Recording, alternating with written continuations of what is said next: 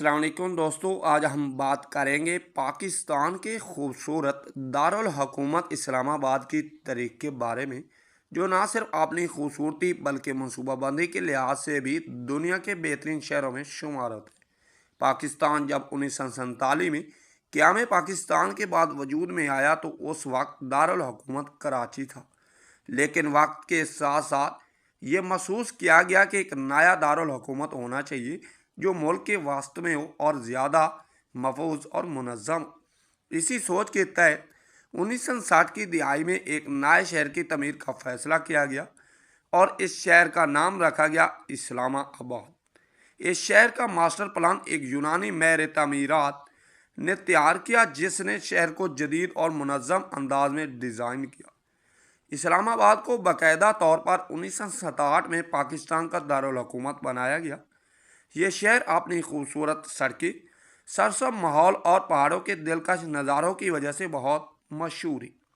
اسلام آباد کے شمال میں واقع مارگرا ہلز اس شہر کی خوبصورتی میں چار چاند لگا دیتی ہیں۔ یہاں کی فضا صاف، ماحول پرسکون اور زندگی کا معیار بہت بہتر سمجھا جاتا ہے۔ اسلام آباد میں کئی اہم سرکاری عمارتیں بھی موجود ہیں، جن میں پارلیمانی house, supreme court of Pakistan اور ایوان صدر شامل ہیں۔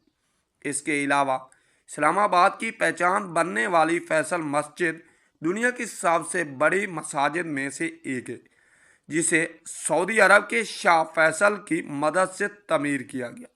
اسلام آباد نہ صرف پاکستان کا سیاسی مرکز ہے بلکہ تعلیمی اور سیاحتی لحاظ سے بھی بہت اہمیت رکھتا ہے۔ یہاں دنیا بھر سے لوگ آتے ہیں اور اس کے خوبصورت مناظر سے لطف اندوز ہوتے ہیں۔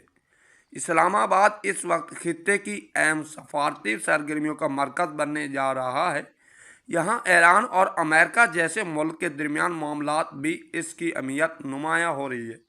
اسلام آباد کی بڑھتی ہوئی سفارتی حیثیت اس بات کی علامت ہے کہ پاکستان عالمی سطح پر بھی ایک مؤثر کردار ادا کر رہا ہے اور ایک پرامن ملک ہے۔ آخر میں اگر ہم اسلام آباد کو ایک جملے میں بیان کریں تو یہ کہنا غلط نہ ہوگا کہ یہ ایک ایسا شہر ہے جہاں جدیدیت اور خوبصورتی، حسن ایک ساتھ نظر آتے ہیں۔ دوستو، آپ کو اگر ہماری یہ چھوٹی سی ڈاکومنٹری پسند آئی ہو تو ہمارے چینل کو ضرور سبسکرائب کریں، لائک کریں، ایک اچھا سا کامنٹ کریں۔ ملیں گے کسی نیکسٹ ویڈیو کے ساتھ، تب تک کے لیے اجازت دیجیے۔ اللہ حافظ، اللہ نگہبان۔